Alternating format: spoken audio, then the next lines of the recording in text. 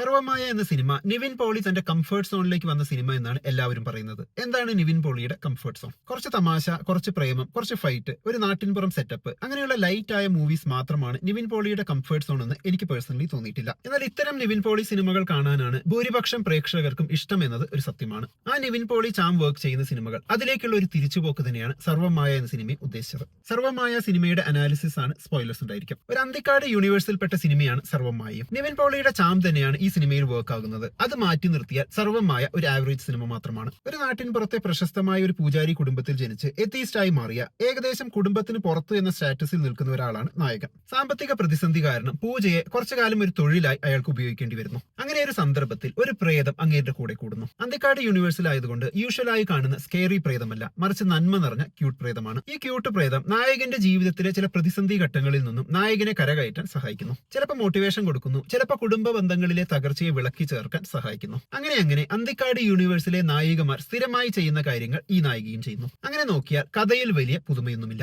അജു നിവിൻ കൂട്ടുകെട്ടൊക്കെ കാണുമ്പോൾ തോന്നുന്ന ഒരു രസം, ജെൻസിയുടെ ബിഹേവിയർ, ഭാഷയൊക്കെ സിനിമയുമായി കമ്പൈൻ ചെയ്ത രീതി, പിന്നെ ആ നാട്ടിൻപുറം സെറ്റപ്പ്, ഇതൊക്കെ കൊള്ളാമായിരുന്നു. നിവിൻ പോളി ഫൈറ്റ് ചെയ്യുന്നത് കാണാൻ ഒരു പ്രത്യേക രസമാണ്, മോഹൻലാലിനെ പോലെ. ആ സമയത്തുള്ള എക്സ്പ്രഷൻസ് ഒക്കെ ഗംഭീരമായിരിക്കും. അങ്ങനെ ഒരു ഫൈറ്റ് സീൻ ഈ സിനിമയിലുമുണ്ട്. നായിക പ്രേതമാണ്, നായികയ്ക്ക് നായകനെ തൊടാൻ പറ്റില്ല എന്നൊക്കെ പറയുന്നുണ്ട്. എന്നാൽ നായികയ്ക്ക് ഫോൺ പിടിക്കാനും ഫോണിൽ തോണ്ടാനും ഓൺലൈൻ ഓർഡർ ചെയ്യാനും ഒക്കെ പറ്റും. അങ്ങനെ ഒരു സയൻസ് ഒക്കെ ഈ സിനിമയിൽ വർക്ക് ചെയ്യുന്നുണ്ട്. പിന്നെ എത്തീസ്റ്റായ നായകനും തീസ്റ്റായ അമ്മാവനും തമ്മിലുള്ള സംവാദം പോലെയുള്ള സംഭാഷണങ്ങളൊക്കെ കോമഡിയാണ്. ചില ഫ്ലോസ് ഒക്കെ ഉണ്ടെങ്കിലും വളരെ ലൈറ്റ് ഹാർട്ടഡ് ആയിട്ടുള്ള ഒരു കംഫർട്ട് വാച്ച് ടൈപ്പ് സിനിമയായതുകൊണ്ട് ബോറടിക്കില്ല. ഈ സിനിമ കണ്ടപ്പോൾ എനിക്ക് തോന്നിയത് ഒരു ആവറേജ് സ്ക്രിപ്റ്റിൽ പോലും ഒരു ഓളം ഉണ്ടാക്കാനുള്ള കഴിവ് നിവിൻ പോളിക്കുണ്ട് എന്നത് തന്നെയാണ്. ഫാന്റസി സിനിമയായതുകൊണ്ട് ലോജിക് ഒന്നും നോക്കണ്ട എന്ന് കരുതിയാൽ പോലും ആ ഫാന്റസി വേൾഡിന്റെ ലോജിക് വെച്ച് നോക്കിയാൽ പോലും ലോജിക് ഇല്ലാതെ പോകുന്ന കുറെ സീനുകൾ സിനിമയിലുണ്ട്. സിനിമയിൽ ഡെലൂലുവിന്റെ ആദ്യത്തെ ക്രഷ് താടിയുള്ള കുറച്ച് പ്രായമുള്ള ഒരു ഹിന്ദു ചെക്കനാണെന്ന് പറയുന്നുണ്ടല്ലോ. അപ്പൊ അയാൾ കാണാൻ ഏകദേശം നമ്മുടെ പ്രഭേന്ദുവിനെ പോലെ ആയിരുന്നിരിക്കണം. അതുകൊണ്ടായിരിക്കാം പിന്നീട് ഡെലൂലുവിന് പ്രഭേന്ദുവിനെ കണ്ടപ്പോൾ ആ ഒരു കണക്ഷൻ ഫീൽ ചെയ്തത്. ആ ഒരു ലോജിക് കൊള്ളാമായിരുന്നു. എനിക്ക് ഈ സിനിമ കണ്ടപ്പോൾ ഒരു സമയത്ത് നയൻതാരയുടെ വിസ്മയ തുമ്പത്ത് ഓർമ്മ വന്നു. പിന്നെ നായിക കോമയിൽ കിടക്കുന്നത് കൂടി കാണിച്ചപ്പോൾ ഇനിയിപ്പോ ഈ സിനിമയിലെ നായിക മരിച്ചില്ലേ എന്ന് പോലും തോന്നിപ്പോയി.